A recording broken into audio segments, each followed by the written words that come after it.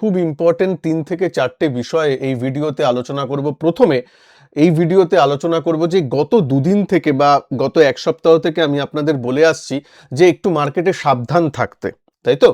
এবার সাবধান থাকা মানেটা কি? অনেকে প্রশ্ন করেছেন, একজন দুজন, এবং আমার স্টুডেন্ট থেকেও প্রশ্ন হচ্ছে, স্যার সাবধান তো বুঝলাম, এটা কোয়ালিটেটিভলি আপনি বললেন, কোয়ান্টিটেটিভলি কাকে বলে সাবধান হওয়া অ্যাজ আ ট্রেডার? সেটা নিয়ে আজকে আমার পিএনএল ওপেন করে, দেখছেন জেরোধার কনসোলে আছি, পিএনএল ওপেন করে আপনাদের বোঝাবো আসল সাবধানতা অবলম্বন করার মানেটা কি, ঠিক আছে? সেটা জানাবো। তার সাথে সাথে মার্কেট নিয়ে কথা বলবো, ইরান নিয়ে একটু আপডেট আপনাদেরকে দেব। আজকে মার্কেট যদিও ক্লোজ আছে, তাই জন্য একটু অ্যানালিসিস করব, বিভিন্ন সেক্টরাল অ্যানালিসিস করব। নিফটির তো অ্যানালিসিস থাকবে, তার সাথে বিভিন্ন সেক্টরের একটু অ্যানালিসিস করব। সুতরাং দারুণ জমজমাট হতে চলেছে, ভিডিওটা পুরো শেষ পর্যন্ত অবশ্যই দেখবেন। চলুন শুরু করি। আর ভিডিওটাকে প্লিজ একটু লাইক করে দিন, চ্যানেলে নতুন হলে চ্যানেলকে সাবস্ক্রাইব করে বেল আইকনকে অবশ্যই প্রেস করে দেবেন, যেখানে ট্রান্সপারেন্টলি আপনাদের সাথে সবকিছু শেয়ার করা হয়। দেখুন, প্রথমেই সাবধানতা কেন অবলম্বন করতে হবে সেটা একটু বলি। জিওপলিটিক্যাল অবশ্যই ইস্যু আছে, ভেনেজুয়েলার পর থেকেই দেখছেন একটু ইরান নিয়ে এরকম চলছে। যদিও আমি বলেছি সাবধানতা অবলম্বন করা মানে শেয়ার মার্কেট ছেড়ে বেরিয়ে যাওয়া নয়, লং টার্ম ইনভেস্টমেন্ট বেচে বেরিয়ে যাওয়ার সময় নয়, একদমই। সাবধানতা মানে চোখ কান খোলা রাখা, ব্যাস। তার মানেটা কি? অনেকে তো বলে চলে যাবে, কিন্তু একমাত্র এই চ্যানেলেই আপনাদের প্র্যাকটিক্যাল ট্রেডারের সাথে যেহেতু আপনারা ইন্টারঅ্যাক্ট করেন, প্র্যাকটিক্যাল যে নিজে মাঠে নেমে ট্রেড করে তার সাথে থেকে শুনতে পারেন, তার জন্যই কিন্তু জিনিসটা হয়। ট্রান্সপারেন্সির লেভেলটা বলি, এখানে অ্যাকাউন্ট নাম্বারটা একটু দেখে নিন, এন্ডিং উইথ 404, জেরোধার অ্যাকাউন্ট। এবং এই অ্যাকাউন্টেই আমি কিন্তু আমার চ্যানেলের পোস্টের আন্ডারে দেখবেন 1 মাস আগে যে আমি ট্রেডিং চ্যালেঞ্জ শুরু করেছিলাম 2025-এর লাস্ট ট্রেডিং চ্যালেঞ্জ বলে, সেখানেও আমি কিন্তু এই জেরোদা অ্যাকাউন্ট নাম্বার দেখতে পাচ্ছেন, Zerodha AC PK last ending with 04, ঠিক আছে? সেটাই সেই অ্যাকাউন্টটাই, মানে এই নয় যে একটা অ্যাকাউন্টে একরকম করছি আরেকটা অ্যাকাউন্ট আপনাদের দেখাচ্ছি, তাও নয়, এটা কিন্তু 1 মান্থ 1.5 মাস আগের পোস্ট। তো সেটাই 2026-এ আমি কি করেছি দেখুন, ইকুইটির আন্ডারে আছে, এটা ইকুইটি দেখতেই পাচ্ছেন। চলুন চুজ করি 2026-এ, আগে দেখি 2026-এর 1 তারিখ থেকে আজকে 15 তারিখ। ইকুইটিতে যদি আসি, দেখতে পাচ্ছেন নো ট্রেড, কোনো রকম ট্রেড কিন্তু করিনি, ঠিক আছে? -20 টাকা দেখাচ্ছে আনরিয়ালাইজড, আমার মনে হয় এটা জাস্ট এমনি কোনো এএমসি ফেমসি চার্জ কেটেছে, তাই জন্য। রিয়ালাইজড পিএনএল দেখতেই পাচ্ছেন 0, কিছু নেই, ঠিক আছে? কোনো ট্রেড হয়নি, এখানেও তো ট্রেডের কোনো সিন নেই। এফএনওতে কিন্তু ট্রেড আমি করেছি, সেটা একটু দেখাই। জাস্ট একটা, জানুয়ারির 15 তারিখ হয়ে গেল, মানে আর্ধেক মাস হয়ে গেল, আপনারা এখানে দেখুন, জাস্ট একদিন ট্রেড করেছে। এটাকেই বলে সাবধানতা অবলম্বন করা। এবং সেই ট্রেডে যাই হোক, সরি, 8,000 টাকার মতো এসেছে। 1.5-2 লাখ টাকার ক্যাপিটাল ছিল, তাতে 8,000 মানে যথেষ্ট ভালো। পার্সেন্টেজ টার্মসে করে দেখুন, পার্সেন্টেজ টার্মসে 3 to 4% is more than enough for a month, ঠিক আছে? 3 to 4% মানে অনেক হয় বছরে যদি আপনি এক্সআইআরআর করেন। আমি অত কচকচানিতে যাচ্ছি না, মেন যেটা ব্যাপার সেটা হচ্ছে আমার quality of trade and quantity of trade. সাবধানতা অবলম্বন করা মানে এরকম, যেদিন আমি একটু ভালো সেট আপ পাবো, যেদিন আমি একটু মনে হবে যে আজকে নামা যায়, সেদিন আমি নামবো, বাদ বাকি দিনগুলো মাঠ থেকে বাইরে থাকবো। এই যে সূঝবুঝের সাথে কাজ করা, মানে ব্যাটসম্যানদের ক্ষেত্রে কখন ফ্রন্ট ফুটে খেলবেন, কখন একটু ডিফেন্সিভ খেলবেন, হ্যাঁ, সেই ব্যাপারটা জানার দরকার, এবং সেইটাই আমি কিন্তু আপনাদের সামনে তুলে ধরেছি। আবার দেখুন, ঠিক জানুয়ারির সময় থেকে আমি একটু এই হয়েছি, যেহেতু ওই জানুয়ারির 2-3 তারিখ থেকেই কিন্তু ওই ভেনেজুয়েলার ব্যাপারটা হয়েছে এবং জিওপলিটিক্যাল একটু ব্যাপারটা হয়েছে। তার আগে আমি যদি আসি, আমার নভেম্বর থেকে ট্রেডিং চ্যালেঞ্জটা শুরু হয়েছিল, নভেম্বরের 2nd উইক থেকে। তাহলে নভেম্বরের যদি আমি এই 20-21 তারিখ থেকে শুরু হয়েছিল, 22 তারিখ থেকে আমার মনে হয়, আর চলেছিল ডিসেম্বরের 31 তারিখ পর্যন্ত। যদি সেখানে দেখেন, দেখুন সেখানে আমি ট্রেড করেছি, তাও সিলেক্টিভ ট্রেড করেছি। দেখুন, ডিসেম্বরের শেষের দিকে আমি তেমন ট্রেড করিনি, কারণ আমি বলেছিলাম ডিসেম্বর মাসটায় এফআইআইরা অনেকে ছুটিতে চলে যায়, বা বড় বড় ডিআইআইরাও একটু ছুটিতে যায়, বড় বড় ইনস্টিটিউশনাল প্লেয়াররা ছুটিতে যায়। এতে কি হয়, বাজারের ভলিউমটা একটু কম হয়, বাজারে একটু ভোলাটিলিটি বাড়তে পারে। তো তাই জন্য, আর প্লাস ছুটি ছাটারও একটু দিন থাকে, তাই জন্য একটু কম ট্রেড করবো। তাই জন্য দেখুন নাম্বার অফ ট্রেড কম, কিছু গ্রিন দিন আছে, কিছু লাল দিন আছে যেটা থাকে, কিন্তু হরে দরে যদি দেখেন 1-1.5 লাখ টাকার ক্যাপিটালে কিন্তু দারুণ প্রফিট। এই প্রফিটের যদি মানে অ্যামাউন্টটা দেখেন পার্সেন্টেজ টার্মস, এটা কিন্তু দারুণ প্রফিট, প্রায় মানে চার্জ ফার্জ বাদ দিয়েও প্রায় 18%-এর মতো প্রফিট, বা আপনি 15%-এর মতো প্রফিট বলতে পারেন, যেটা কিন্তু আমার মনে হয় খুব ভালো। এটা কি প্রত্যেক মাসে এরকম রিটার্ন করা যায়? তাহলে উত্তর হলো একদমই নয়, একদমই নয়। এই সময় কিছু ট্রেড হয়েছে যেগুলো ভালো ওয়ার্কআউট করেছে তাই জন্য, কিন্তু সাবধানতা অবলম্বনের জন্য যেটা আমি বললাম, জানুয়ারির পিএনএল ওপেন করে দেখালাম, জাস্ট একদিন আমি ট্রেড করেছি। ক্লিয়ার হলো সাবধানতা কাকে বলে? ক্লিয়ার হলো? ক্লিয়ার হলে প্লিজ ট্রান্সপারেন্টলি ট্রেডার আপনার নিজের পিএনএল ওপেন করে দেখাই, প্লিজ নিচে কিন্তু লিখবেন একটু আপনার কমেন্ট, আমি একটু পেতে চাই, ঠিক আছে? এইবার আসি আরেকটা বিষয়।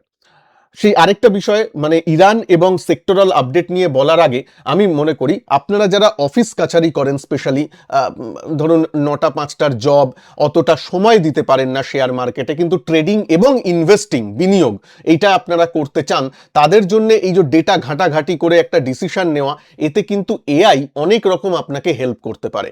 এআই এর মাধ্যমে আপনি নিজের নিজের ইন্ডিকেটর তৈরি করতে পারেন, নিজের অ্যানালিসিস করতে পারেন, কোম্পানি নিয়ে অ্যানালিসিস করতে পারেন, যে কাজগুলো অনেক সহজে এআই দিয়ে করা যায় নিজের ট্রেডিং এবং ইনভেস্টমেন্টে। তার জন্য আমি কিন্তু ডিটেলড, আমি নিজে হাতে কলমে আপনাদের এআই ইউজ করাটা শেখাবো ফর ট্রেডিং অ্যান্ড ইনভেস্টমেন্ট, যেখানে নিজের ইন্ডিকেটর, নিজের ট্রেডিং সেটআপ আপনি নিজে তৈরি করতে পারবেন, নিজে হাতে কলমে করে দেখাবো।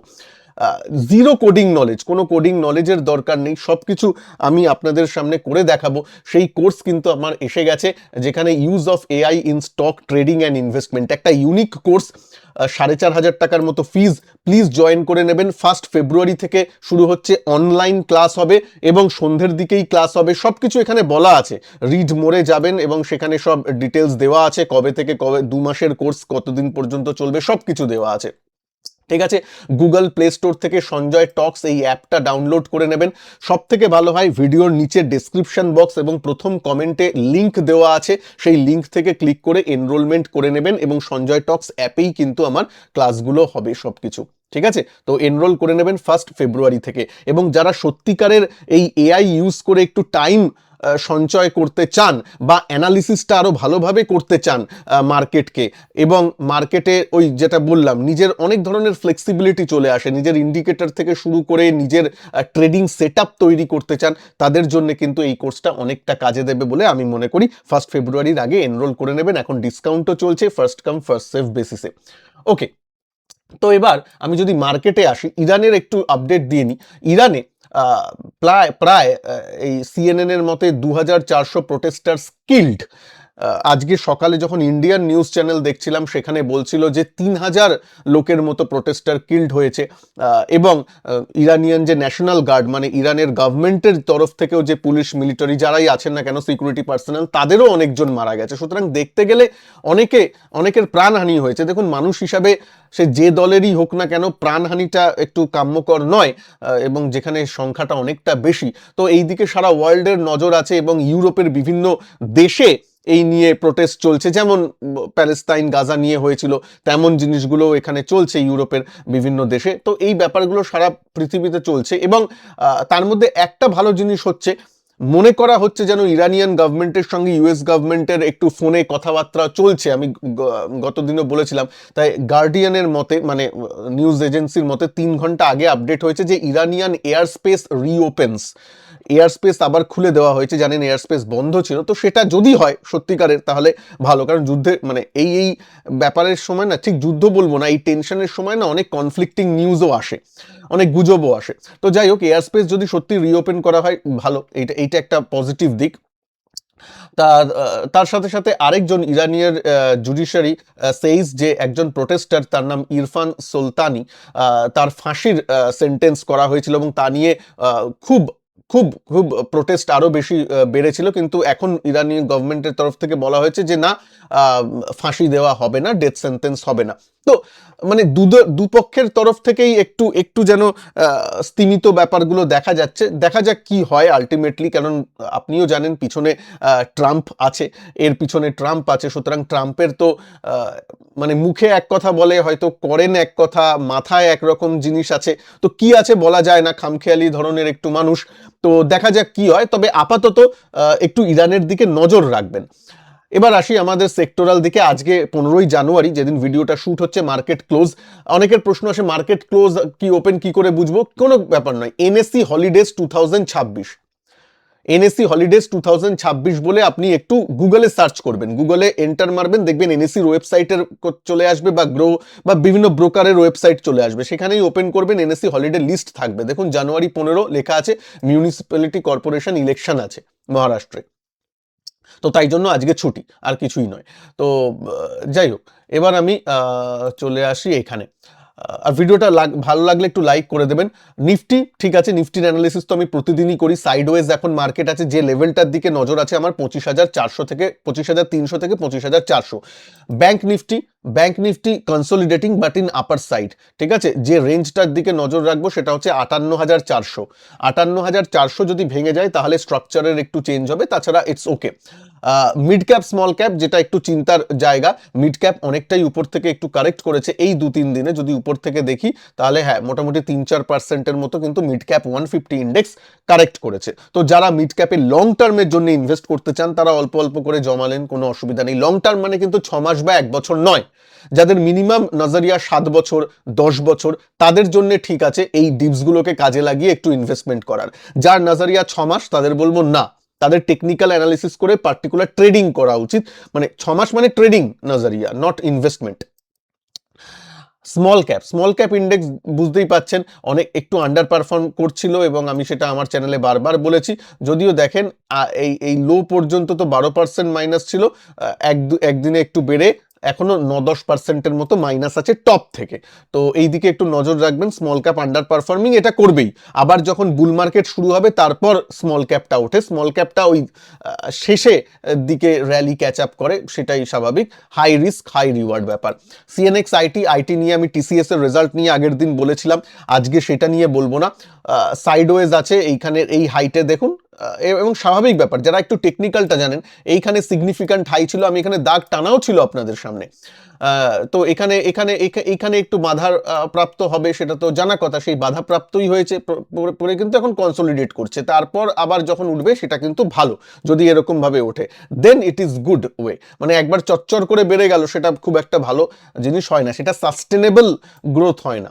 সুতরাং ঠিক আছে, তাই এই টেকনিক্যাল এই বেসিক জিনিসগুলো আপনাদের একটু মনে রাখা উচিত। আইটি ইন্ডেক্স তো ঠিকঠাক আছে। অটো ইন্ডেক্স ইন বুলরান আছেই। দেখেন এইখানে সাপোর্ট, নেক্সট সাপোর্ট বলবো, বা রিসেন্ট ফার্স্ট সাপোর্ট এইখানে, তারপরের সাপোর্ট এই জায়গাটায় হবে, তারপরের সাপোর্ট এই জায়গাটা হবে, এই কনসোলিডেশন জোনে। যদি এর ভেতরে ঢুকে যায় তাহলে আবার এই কনসোলিডেশন জোনেই ঢুকে গেল বলতে পারি। যতক্ষণ না হচ্ছে ততক্ষণ ইটস ওকে। এখানে ব্রেকআউট দিয়েছিল, তারপর দেখুন অল মার্কেট একটু নিচের দিকে আছে, তাই জন্য অটো সেক্টরও একটু পড়ছে, স্বাভাবিক ব্যাপার। তবে অটো সেক্টর কিন্তু আউট পারফর্ম করেছে এই মাসে।